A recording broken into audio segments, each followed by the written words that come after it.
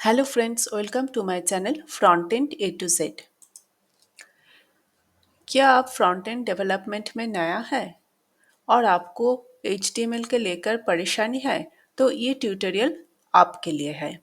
इस ट्यूटोरियल में मैं बेसिक से लेकर एडवांस लेवल तक का HTML के बारे में डिस्कस करूंगी, साथ साथ प्रोजेक्ट एंड इंटरव्यू क्वेश्चंस के भी डिस्कशन करूंगी। पिछले वीडियो में हम लोग एक वेबसाइट कैसे काम करता है उसके बारे में डिस्कस किया था और उसके साथ साथ हम लोग HTML, CSS और जावास्क्रिप्ट का जो बेसिक कॉन्सेप्ट है उसके बारे में भी कुछ डिस्कशन किया था।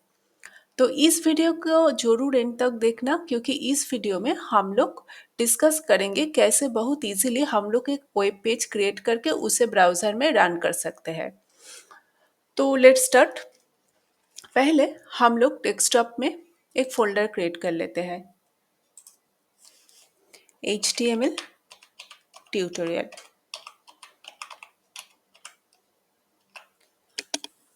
इस कोड को ओपन करके फाइल, ओपन फोल्डर और डेस्कटॉप में जो हमारा HTML ट्यूटोरियल फोल्डर था उसको सिलेक्ट कर लिया। यहाँ पे जो लेफ्ट साइड है वहाँ पे HTML ट्यूटोरियल जो फोल्डर है वो शो हो रही है। हम लोग यहाँ पे जो फाइल आइकॉन है उसमें क्लिक करके index.html एक फोल्डर क्रिएट कर लेते हैं। आप ये index.html के जगह कोई और भी नाम जैसे home.html, demo.html, मतलब प्रोजेक्ट के हिसाब से आपको जो नाम रखना ज़रूरी है वो नाम आप यूज़ कर सकते हैं, लेकिन एक्सटेंशन हमेशा HTML ही रखना है, क्योंकि HTML जो फाइल एक्सटेंशन है इसका मतलब है ये फाइल एक वेब कंटेंट है और ये एक वेब ब्राउज़र में ओपन एंड व्यू हो सकती है। तो हम लोग हमारा जो फर्स्ट HTML कोड है वो लिखना स्टार्ट करते हैं, डॉक टाइप HTML। ये डॉक टाइप HTML का मतलब है ये डॉक्यूमेंट एक HTML डॉक्यूमेंट है और ये डॉक टाइप HTML लिखकर हम लोग ब्राउज़र को ये बोलना चाहते हैं कि ये फाइल जो ब्राउज़र रीड कर रही है ये एक HTML फाइल है। तो डॉक टाइप के बारे में हम लोग बाद में डिटेल्स में डिस्कस करेंगे। हम लोग HTML एलिमेंट्स के अंदर ये HTML जो है ये है टोटल HTML डॉक्यूमेंट्स का रूट एलिमेंट। इसके अंदर हम लोग हेड और बॉडी ये दोनों एलिमेंट डाल देते हैं। ये जो हेड एलिमेंट है इसके अंदर हम लोग Meta data, title, style sheet और एक्सटर्नल रिसोर्सेस डालते हैं। ये सब एलिमेंट्स जो हम लोग हेड के अंदर यूज़ करते हैं वो सब एलिमेंट ब्राउज़र और सर्च इंजन के लिए यूज़ होते हैं, और बॉडी के अंदर हम लोग जो एलिमेंट यूज़ करते हैं वो सारे एलिमेंट को ब्राउज़र रेंडर करके शो करते हैं एज वेब पेज। तो हम लोग अब टाइटल यूज़ कर लेते हैं, टाइटल, पेज टाइटल। तो एक बार इस पेज को हम लोग ब्राउज़र में चेक कर लेते हैं। तो हम लोग HTML ट्यूटोरियल फोल्डर के अंदर में index.html जो फाइल है उस पर राइट क्लिक करके open with Firefox, Google Chrome, internet explorer, Microsoft Edge, ऐसे जो सारे ब्राउज़र का लिस्ट है उसे जो भी ब्राउज़र हम लोगों को रिक्वायर्ड है उस ब्राउज़र को हम लोग चूज़ कर सकते हैं। मैं गूगल क्रोम को चूज़ कर लेती हूँ। हमारा जो index.html है वो ब्राउज़र में शो हो रही है। हम लोग कुछ भी कंटेंट अभी बॉडी में नहीं डाला है इसलिए ये पेज ब्लैंक आ रही है, लेकिन हम लोग टाइटल ऐड किया था जो पेज टाइटल यहाँ पे शो हो रही है। ये था कैसे हम लोग ब्राउज़र में हमारा जो वेब पेज है उसको रन कर सकते हैं। लोग यहाँ पर विजुअल स्टूडियो कोड यूज़ कर रही है। तो विजुअल स्टूडियो कोड का कुछ फीचर है जिस फीचर को यूज़ करके हम लोग इस पेज को ब्राउज़र में रन कर सकते हैं। और एक तरीका है जिसके थ्रू हम लोग ये जो index.html है उस पेज को ब्राउज़र में रन कर सकते हैं। स्टूडियो कोड एडिटर के अलावा हम लोग नोटपैड, साबलाइम और भी टेक्स्ट एडिटर यूज़ कर सकते हैं, लेकिन हम लोग विजुअल स्टूडियो कोड ही क्यों यूज़ कर रही है? क्योंकि इसमें कुछ एक्स्ट्रा फीचर्स है, कुछ एक्स्ट्रा प्लगइन्स है, जो यूज़ करके हम लोग हमारा जो कोडिंग है उसको फास्टर कर सकते हैं। हम लोग डिबगिंग बहुत इजीली कर सकते हैं। हम लोग यहाँ पे इजीली कस्टमाइजेशन भी कर सकते हैं। इसलिए हम लोग यहाँ पे विजुअल स्टूडियो कोड यूज़ कर रहे हैं। तो विजुअल स्टूडियो कोड का कौन सा फीचर्स हम लोग यहाँ पे यूज़ करेंगे? यहाँ पे जो एक्सटेंशन है, यहाँ पे क्लिक करते ही हम लोग यहाँ पे लाइव सर्वर टाइप करेंगे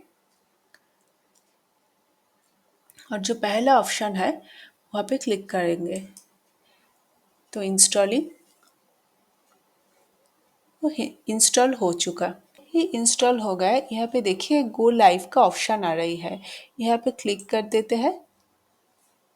ये पेज ब्राउज़र में शो हो रही है, मतलब हम लोग लाइव सर्वर के थ्रू भी पेज को रन कर सकते हैं और राइट क्लिक करके ओपन विथ ब्राउज़र करके भी पेज को रन कर सकते हैं।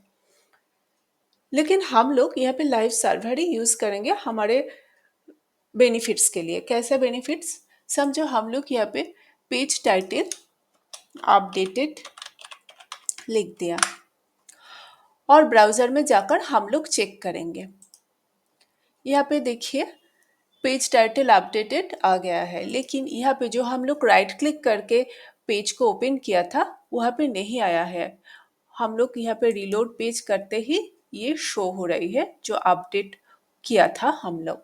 मतलब लाइव सर्वर में हम लोग कोड को अपडेट करते ही वो तुरंत रिफ्लेक्ट कर देता है, जो कि ओपन विथ ब्राउज़र करके हम लोग जब चेक करते हैं तब नहीं होता है। हम लोगों को ओपन विथ ब्राउज़र करने के बाद पेज को रीलोड करना पड़ता है, फिर वो अपडेटेड कोड हम लोग चेक कर सकते हैं।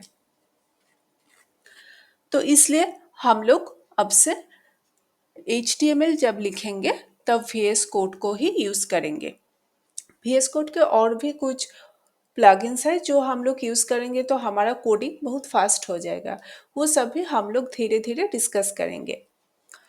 तो अब हम बॉडी में एक H1 यूज़ कर लेते हैं। ये H1 के बारे में हम लोग बाद में डिस्कस करेंगे।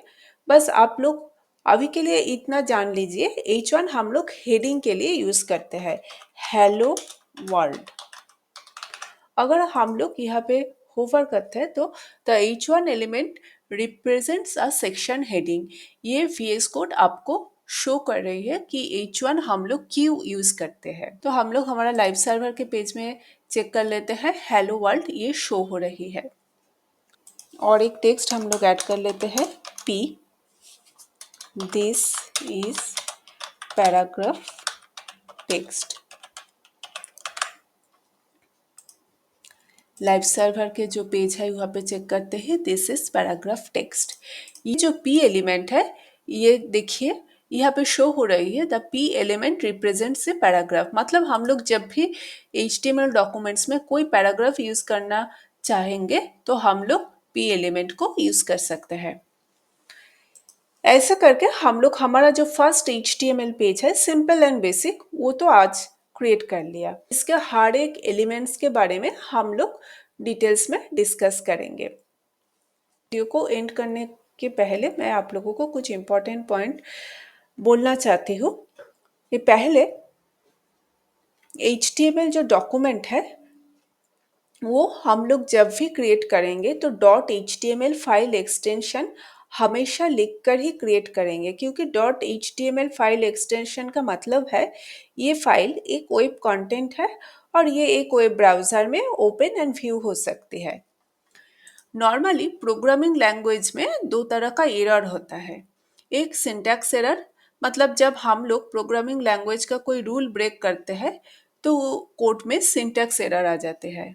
और एक लॉजिकल एरर, मतलब हम लोगों को कोड में कुछ लॉजिक ठीक नहीं है इसलिए एक्सपेक्टेड आउटपुट नहीं आ रही है। तो HTML में लॉजिकल एरर तो कोई आ नहीं सकता, लेकिन सिंटैक्स एरर अगर हम करते भी है तब भी ये शो नहीं होता। ब्राउज़र HTML को इंटरप्रेट करते हैं तो इसके जो कंटेंट एंड स्ट्रक्चर है उसमें ब्राउज़र ज़्यादा फोकस करते हैं rather एग्जीक्यूटिंग कॉम्प्लेक्स लॉजिक, जिसलिए अदर प्रोग्रामिंग लैंग्वेज की तरह इसमें एरर्स के लिए कोड क्रैश का फेलियर नहीं होता है। मतलब अगर हम लोग यहाँ पे क्लोजिंग जो बैकस्लैश है उसको हटा देते हैं और चेक कर लेते हैं, तब भी यहाँ पे सेम शो आउटपुट ही शो हो रही है, कोई एरर नहीं है। लेकिन यहाँ पे हम लोगों का कोड में एक एरर तो आ ही गया, क्योंकि हम लोगों का HTML टैग में एक सिंटैक्स एरर आ गया। HTML टैग में एक angular bracket, tag name, angular bracket, इसके बाद में कंटेंट और इसके बाद में एक एंगुलर ब्रैकेट, एक बैकस्लैश और इस टैग नेम और एंगुलर ब्रैकेट ऐसे करके लिखना चाहिए। लेकिन हम लोग अगर ये बैकस्लैश को हटा देते हैं और पेज को सेव कर लेते हैं, तब भी सेम आउटपुट आ रही है। अगर हम ये बैकस्लैश को यूज़ करते हैं तब भी ये सेम आउटपुट ही आ रही है। इसका मतलब है ब्राउज़र इसका जो HTML पेज का जो एरर है उसको नहीं शो कर रही है, इसको इग्नोर कर रही है। ब्राउज़र HTML का स्ट्रक्चर और जो कंटेंट है उसमें रेदर फोकस्ड है। आज हम लोगों ने एक बेसिक HTML डॉक्यूमेंट को क्रिएट किया, उसके कुछ फीचर्स में बारे में डिस्कस किया और वो HTML पेज को हम लोग ब्राउज़र में रन किया।